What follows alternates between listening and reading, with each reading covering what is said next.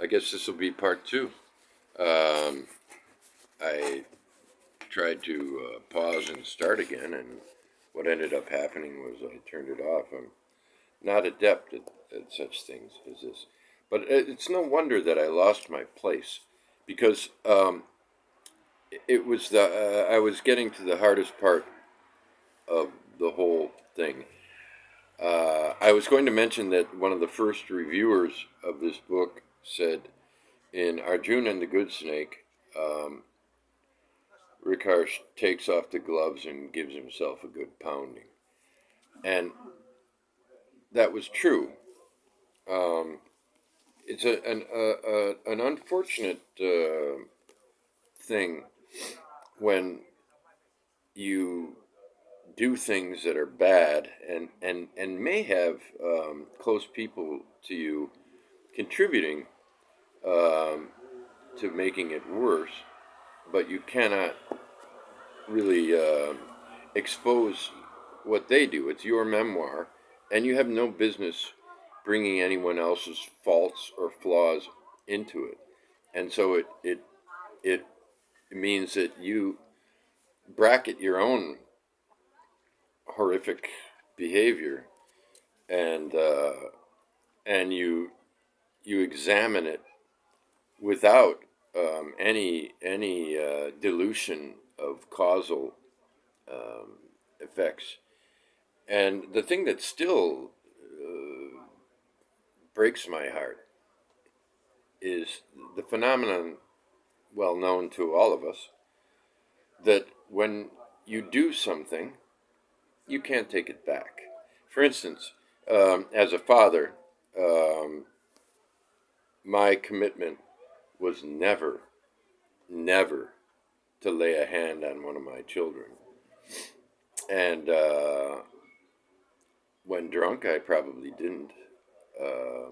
But what I did when drunk in fighting with their mother, which is um,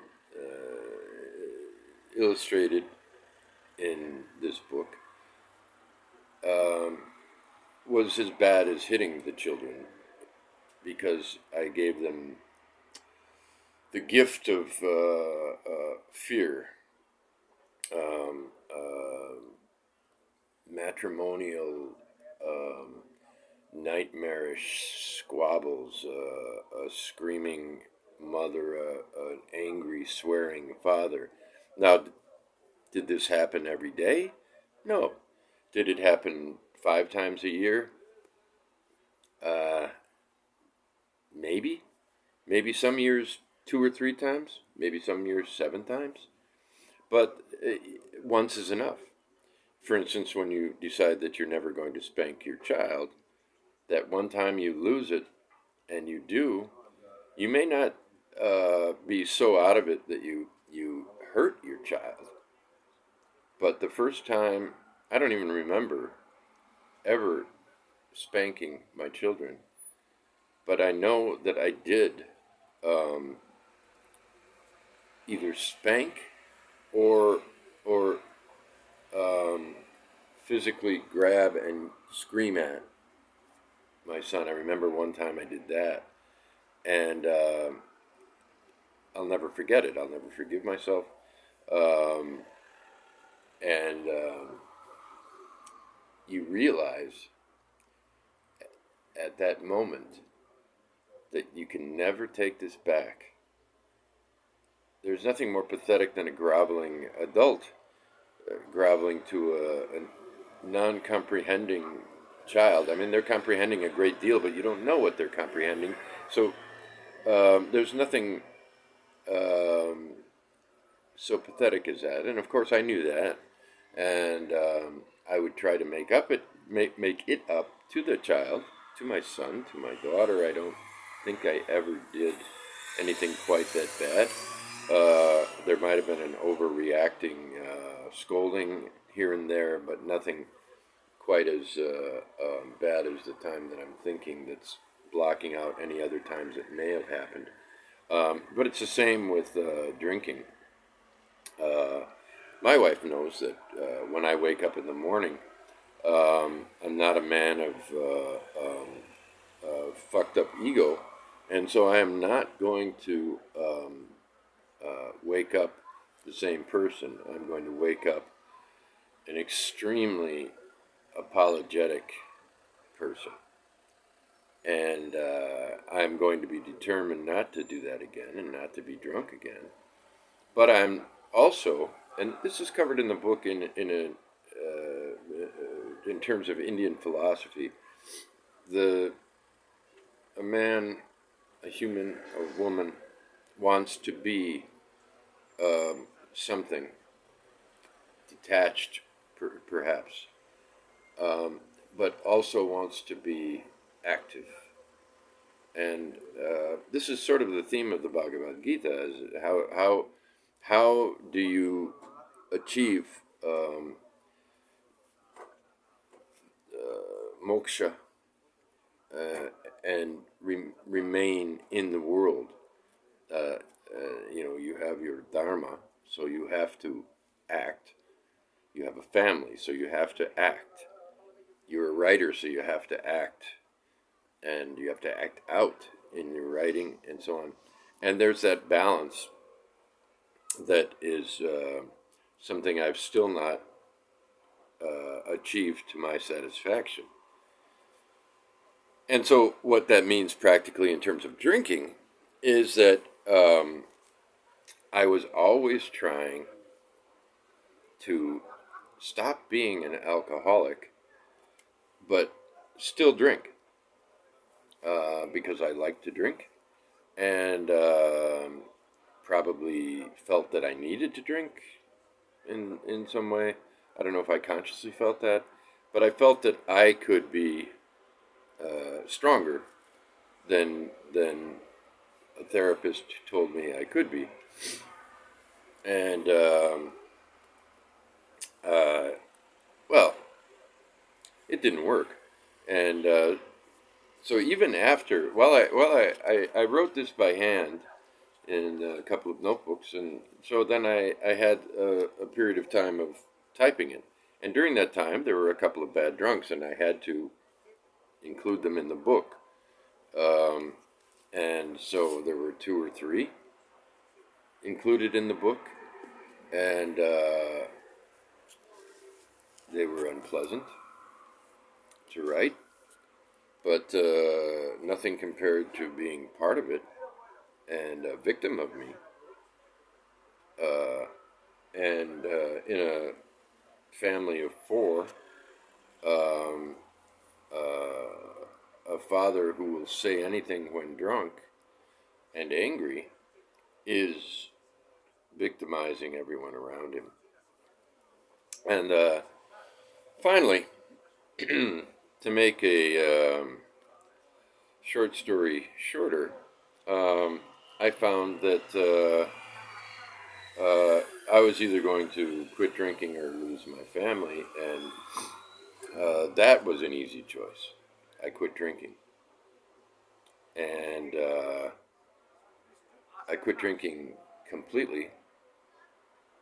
I believe that was, it's not as if life was a continuous nightmare from 2011 or 2007 to the time I quit drinking. But maybe it was for my wife because she never knew what was going to happen. Even if I'd gone 6 months without a bad drunk, maybe that night the bad drunk would happen. And so there's no telling what that did to her. So I had to quit drinking, and I quit drinking. I did it by telling my son, who witnessed bad behavior on my part. Hard for a child to sleep when this is going on, and he, as an older person than my daughter, understood a great deal more of what was going on, and I promised him that I would quit drinking for 100 days. Um, it was easy because I'm not addicted to drink physically.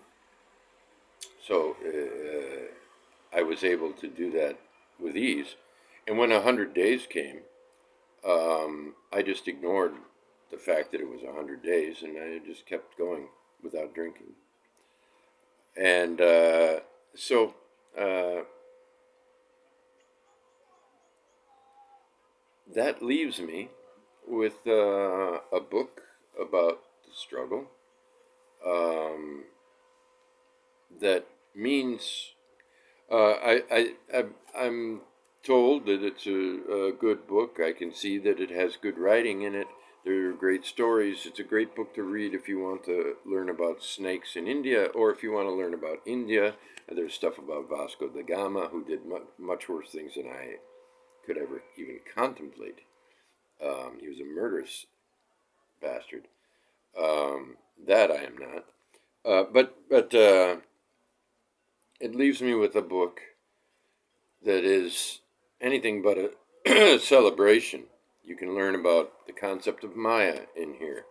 You can learn much about the daily life in India. You can learn about tribal people who deal with snakes. And you can find out whether or not I find a cobra. And you can find out a lot about the way genuine love between a father and son, because I concentrated on that, um, is played out. And what you can't learn about is the after effects. I don't even know what they are. Life is generally good. We're a loving family to this day, but I will never know what I have done to the people closest to me. And this is, they all are nice to me, and I am nice to them. Um, if I go to an event, there's a lot of alcohol around here. If I go to an event such as someone's 50th birthday, there's going to be a shot at some point. There's going to be alcohol everywhere and all kinds of it and great stuff and stuff that I love.